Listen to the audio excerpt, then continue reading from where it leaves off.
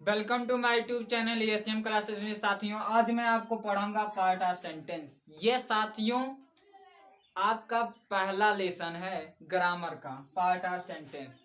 तो साथियों देखिए, पार्ट ऑफ सेंटेंस, तो सबसे पहले हम ये सीखेंगे इसका मतलब क्या है। पार्ट ऑफ सेंटेंस है क्या? तो पार्ट मिस होता है, भाग ऑफ मिस होता है, का सेंटेंस मिस होता है। तो आज हम सीखेंगे वाक्य के भाग, वाक्यों के भाग। मतलब आज देखिए साथियों, पहले हम ये डिफिनीशन सीखेंगे कि सेंटेंस क्या होते हैं, वाक्य किसे कहते हैं, सेंटेंस मिस होता क्या। तो यहाँ देखिए द सेंटेंस है, द सेंटेंस मिस होता है वाक्य। तो यहाँ देखिए इसको हिंदी में क्या कहते हैं, इंग्लिश में डिफिनीशन क्या देती हैं। तो शब्दों का वह समूह जिससे पूर्ण भाव प्रकट होता है उसे वाक्य कहते हैं। कहा गया कि शब्दों का ऐसा समूह जिससे क्या हो, पूर्ण भाव प्रकट हो, उसे हम वाक्य कहते हैं। यहाँ इंग्लिश में डिफिनीशन क्या है सेंटेंस की, मतलब वाक्य को इंग्लिश में सेंटेंस कहते हैं। तो ये group of words which makes complete sense is called a sentence. तो यहाँ साथियों देखिए, इसका पूर्ण से वही अर्थ है। तो इसका क्या हुआ, a group of words which makes complete sense is called a sentence. तो कहने का प्राय ये है, कहा गया कि शब्दों का वह समूह, शब्दों का वह समूह जिससे पूर्ण भाव प्रकट होता है उसे सेंटेंस कहते हैं। मतलब आप जानते हैं शब्दों को मिलाकर ही वाक्य बनते हैं। तो वही कहा गया कि ऐसे सब शब्दों का ऐसा समूह जिससे पूर्ण भाव प्रकट हो उसे हम वाक्य कहते हैं, तो या उसे सेंटेंस कहते हैं। तो देखिए साथियों, जैसे में मतलब आपको डिफिनीशन समझ में आ गया कि शब्दों का ऐसा समूह जिससे पूर्ण भाव प्रकट हो उसे वाक्य कहते हैं। तो जैसे देखिए, रवि बाजार जा रहा है, तो रवि बाजार जा रहा है, तो इसकी पहले अनुवाद कर लेते हैं। रवि जा रहा है तो इज कंटिन्यूअस है, इस वजह से इज लगा। जा रहा है तो जाना का अंग्रेजी गो होती है, गो में आईएनजी लग गया, तो गोइंग हो गया। कहाँ जा रहा है, बाजार जा रहा है, गो टू मार्केट।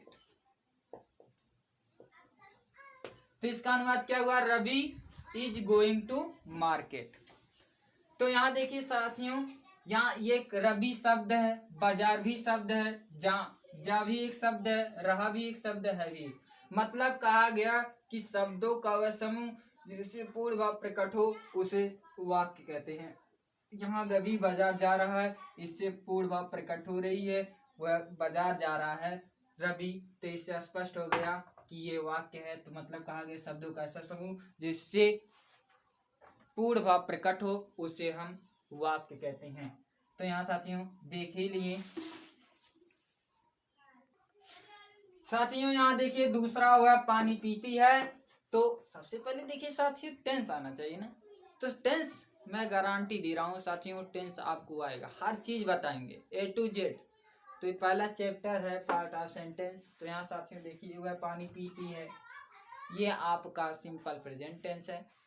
और सिंपल प्रेजेंट टेंस कैसे है, क्योंकि है अंत में है तो प्रेजेंट होता है, ती इसके पहले है, तो आपका साथियों सिंपल होता है।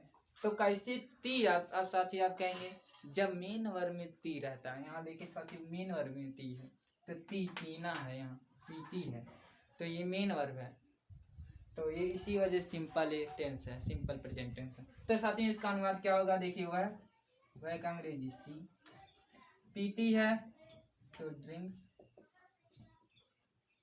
वाटर, पानी पीती है तो पानी का अंग्रेजी वाटर।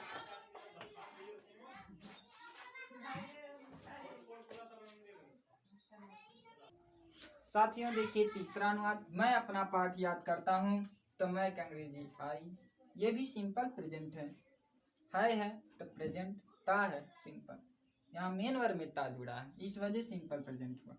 तो आप जानते हैं एक वचनकर्ता के साथ मेन वर्ब में यस या यस लगाते हैं, बहुवचनकर्ता के साथ मेन वर्ब में यस यस नहीं लगाते हैं।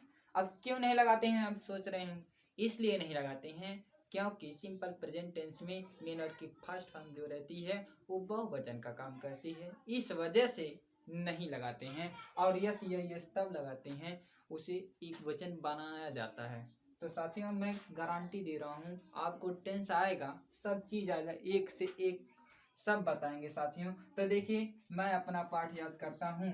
तो यहाँ याद करना मेन वर्ब है, तो याद करना का अंग्रेजी लर्न होगी।